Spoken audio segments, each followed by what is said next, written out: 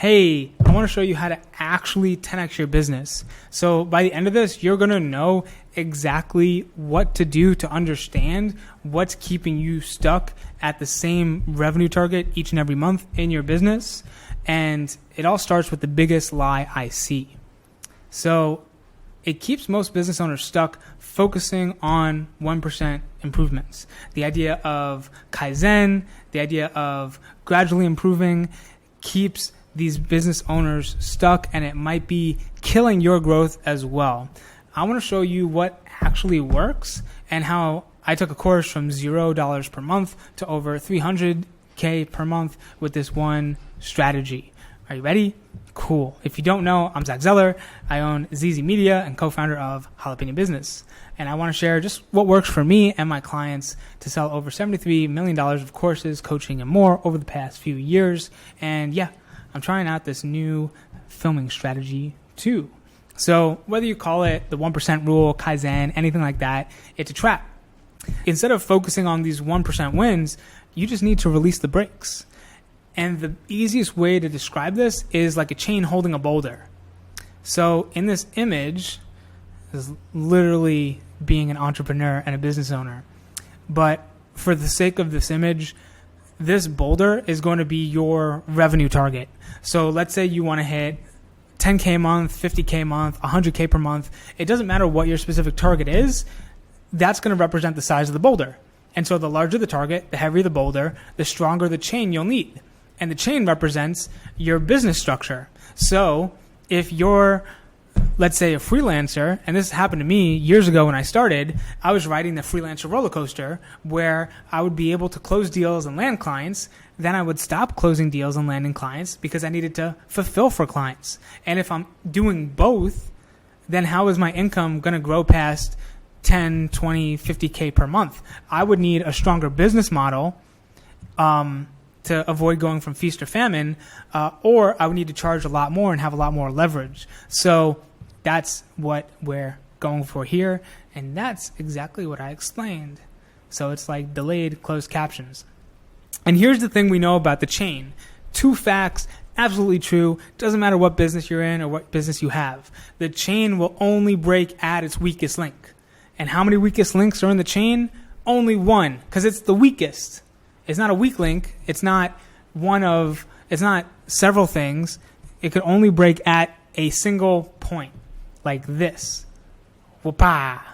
So, for example, I was recently CEO of Jason Capital's education brand and working with him for about 5 years. For the longest time, Jason Capital was struggling to sell on Instagram. We had several thousand people following us there. I think 38,000 people before we even seriously put effort into Instagram. And we knew other people were selling on social media, but instead we were in this terrible cycle of running 2 or 3 live webinars a week. It was exhausting. So Jason hired coaches. We worked with like Taki Moore, Kevin Hutto, John Carlton, a lot of these other people to try and figure out a good strategy. We put our sales team and our closers onto the project. And at this time, I wasn't involved because I was creating different funnels to run on cold traffic, as well as managing our email list. So I thought it was kind of cool and I wanted to give it a shot. But I came in and I realized 3 things. The reason why we weren't selling on Instagram wasn't because of our offer. Our offer was great. It was something people wanted. It was something people needed. We also didn't need more leads. We had plenty of people messaging us in, hitting us up in the DMs. That was fine. And we didn't even need a better sales or conversion process because we had tons of VSLs, copy, PDFs. That was like one of the biggest strengths in our business because anyone who knows Jason Capital knows that he is a very, very talented copywriter. So there was only one thing holding us back. And it was the link between the leads coming in and the sales conversation, those conversions. And that's what I worked on. So I only focused in on that. We didn't write any new copy. We didn't create, we kept the same content strategy because with Instagram, we were creating new content multiple times a day. But the only thing we worked on was that script. So I jammed on the script, made a whole bunch of changes to it, really optimized it. And in the first month, we went from 0 to 7K. And that was just me implementing it in the chats all by myself as well. Ultimately, we built up a team of, at its peak, about 12 agents working full time to get this to over 300K per month over the next few months.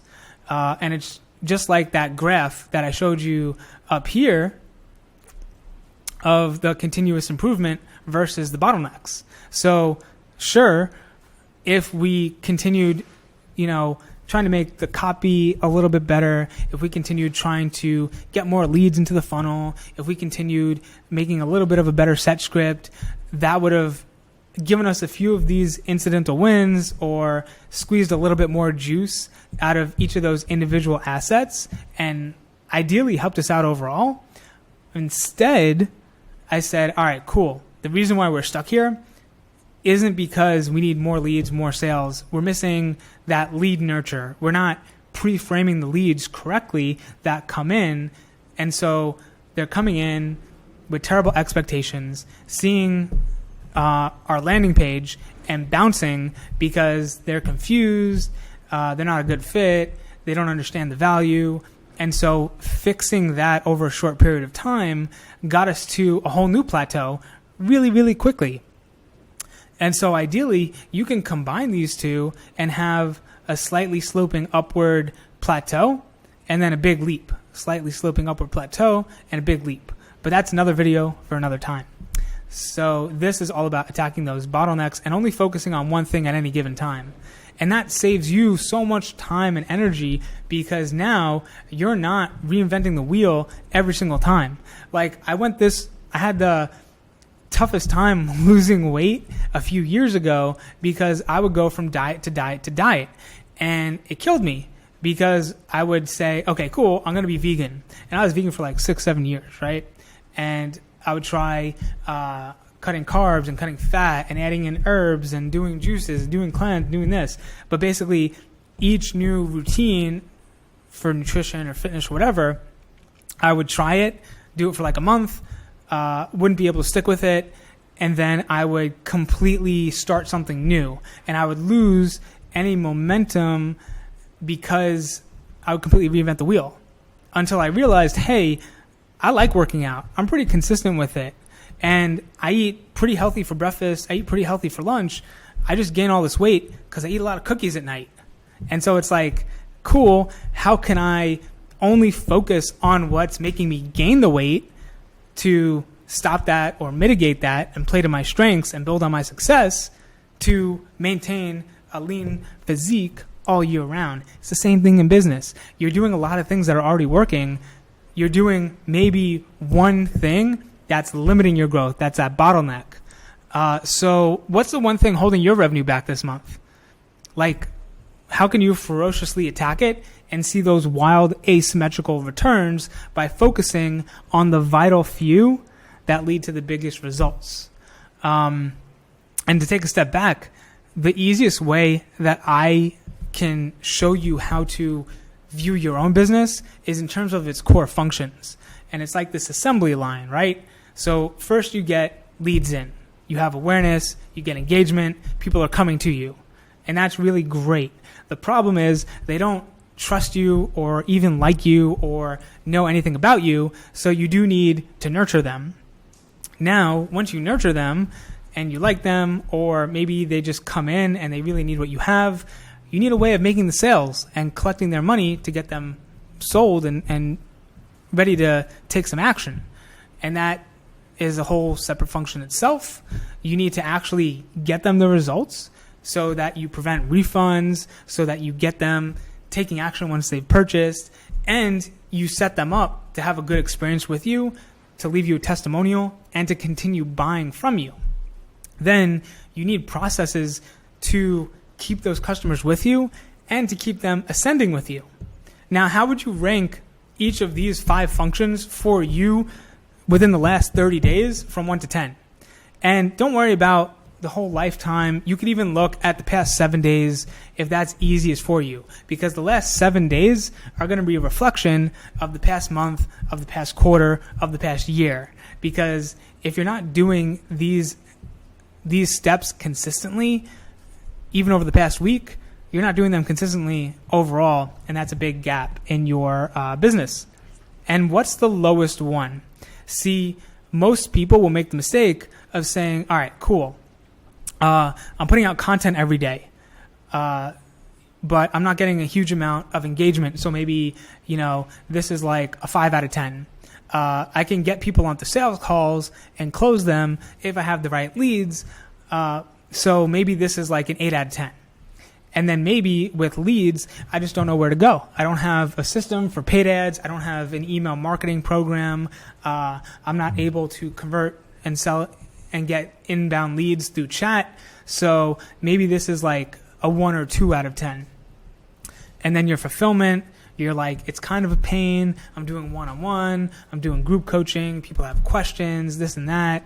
And maybe you don't even have a back end yet that converts or an idea of what to continue selling them, and you're just a one-hit wonder right now.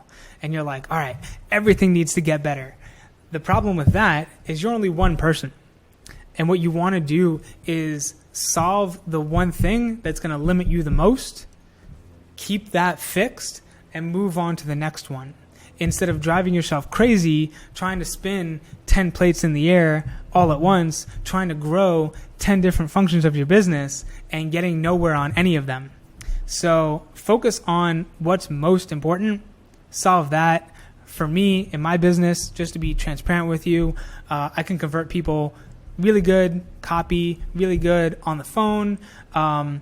I send out really great daily emails because that's our core competency. Fulfillment, I think we could always make that better. I really love Apple's motto of the pursuit of wow, of just crazily over-delivering and competing on fulfillment and economics. We do have ideas for upsells, back ends, things like that. That's not a problem for us. But our biggest point is leads. So what I'm doing is saying, hey, everything else is good enough right now. Let's get more leads and then break everything else. And once we get enough leads to break the rest of the system, we can revisit something else. And it may be, hey, we have so many leads, we're just not converting them after we get so many leads. And so now leads are good. That'll stay in place. I won't focus on this. I won't focus on this. I'll keep fulfillment the same, and we'll improve sales. And we'll just continue getting to the point where part of the business can't keep up with the rest of it, and that's the bottleneck. And that's how you grow really, really fast. So again, what's holding you back? What's that one thing? Let me know in the comments. I'm super curious. You don't have to get super specific. You can just let me know. Is it leads, nurturing them, making sales, whatever it may be? And if you want to go deeper into this and know the right things to work on, that's what I make videos about. Give me a like, hit the bell, subscribe, do all that YouTube stuff, and let me know what your highest ranked area is too. Brag a little bit. Let's celebrate. You're doing something well. You're doing really good work. Let me know in the comments, and I will catch you later. Peace.